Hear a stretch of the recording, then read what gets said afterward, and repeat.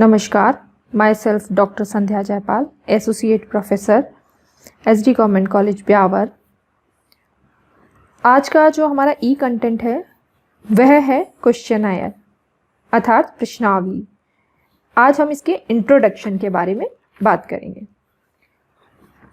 अनुसूची की भांति प्रश्नावली भी प्रश्नों की एक क्रमबद्ध सूची होती है जो कि अध्ययन विषय से संबंधित प्राथमिक तथ्यों को संकलित करने के लिए हम प्रयोग में लाई जाती है। मोटे तौर पर हम ये कह सकते हैं कि प्रश्नावली और अनुसूची दोनों ही अवलोकन और साक्षात्कार में आने वाली कठिनाइयों को हल करने के लिए उपयोग में लाई जाती है। लेकिन प्रश्नावली अनुसूची से इस रूप में अलग होती है कि उसको अध्ययनकर्ता द्वारा उत्तरदाता के पास सूचनाएं प्राप्त करने के लिए डाक द्वारा भेजा जाता है, जबकि अनुसूची में उत्तरदाता से मिलकर अनुसंधानकर्ता स्वयं प्रश्नों के उत्तर भरता है।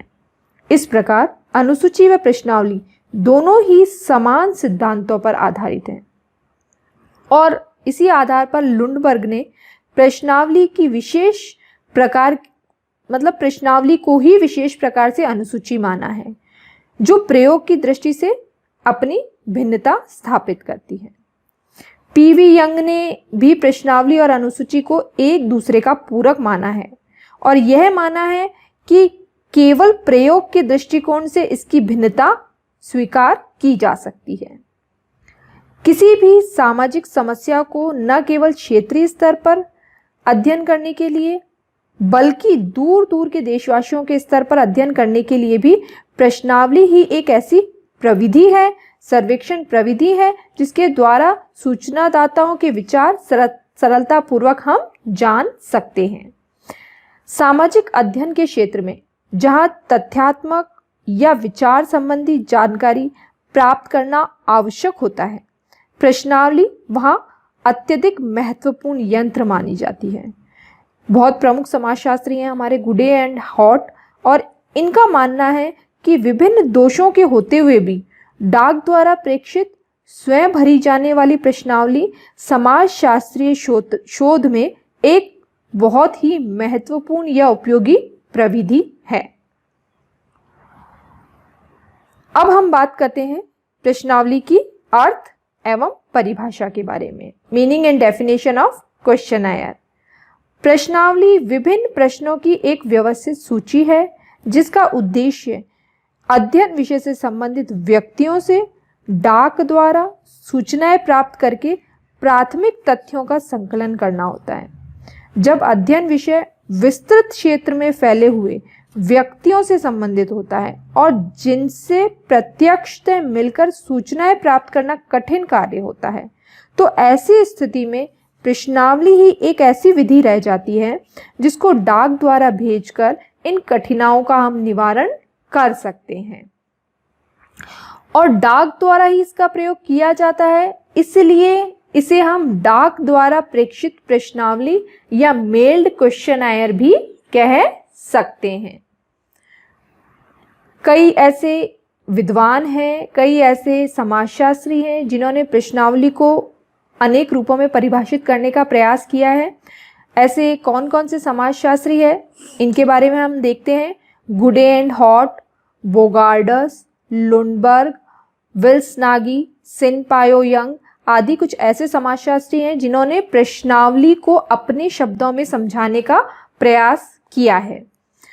गुडे एंड हॉट की जब हम बात करते हैं तो हम कह सकते हैं कि गुडे एंड हॉट ने बताया कि सामान्यतः प्रश्नावली शब्द का तात्पर्य प्रश्नों के उत्तरों को प्राप्त करने के लिए एक ऐसी प्रविधि होती है जिसमें उत्तरदाता स्वयं ही एक प्रपत्र को भरकर सूचनाएं प्रेषित करते हैं। ऐसे ही बोगार्डस के अनुसार प्रश्नावली विभिन्न व्यक्तियों को उत्तर देने के लिए प्रेषित की गई प्रश्नों की सूची होती है। गुडे एंड हॉट ने, बोगार्डस ने अपने शब्दों में इसे समझाने का प्रयास किया। वैसे ही लुंडबर्ग का मत है कि मूलतः प्रश्नावली प्रेरणाओं का एक समूह है जिसमें शिक्षित लोगों के सम्मुख उन प्रेरणाओं के अंतर्गत उनके मौखिक व्यवहारों का निरीक्षण करने के लिए प्रस्तुत किया जाता है। विल्स-नागी के मतानुसार प्रश्नावली बड़ी संख्या में लोगों से अथवा छोटे चुने हुए एक समूह से, जिसके कि सदस्य विस्तृत क्षेत्र में फैले हुए हैं, बड़े क्षेत्र में फैले हुए हैं, सीमित मात्रा में सूचना प्राप्त करने के लिए एक बहुत ही सुविधाजनक प्रणाली है। इसी तरह से सिन पायोयंग उन्होंने बताया कि अपने सरलतम रूप में प्रश्नावली प्रश्नों की एक ऐसी अनुसूची होती है जो कि अनुसूचित अथवा सर्वेक्षण निदर्शन के रूप में निर्वाचित व्यक्तियों के द्वारा या निर्वाचित व्यक्तियों के पास डाक द्वारा भेजी जाती है। तो ये जितनी भी परिभाषाएं हमने, चाहे गुडे एंड हॉट है, बोगार्डस है, लुनबर्ग है, सिन पायोयंग है, विल्स-नागी है, इनकी जितनी भी परिभाषाएं जो हमने देखी है, उनके आधार पर हम ये निष्कर्ष निकाल सकते हैं या कह सकते हैं कि प्रश्नावली एक विशेष प्रकार की सूची है जिसको अध्ययन से संबंधित प्राथमिक तथ्यों के संकलन के लिए निदर्शन के रूप में चुने हुए व्यक्तियों के पास डाक द्वारा भेजा जाता है, जिनसे उन प्रश्नों के उत्तर स्वयं लिखकर उत्तरदाता वापस उन्हें भेज देता है। तो यह है प्रश्नावली का अर्थ एवं परिभाषा। धन्यवाद।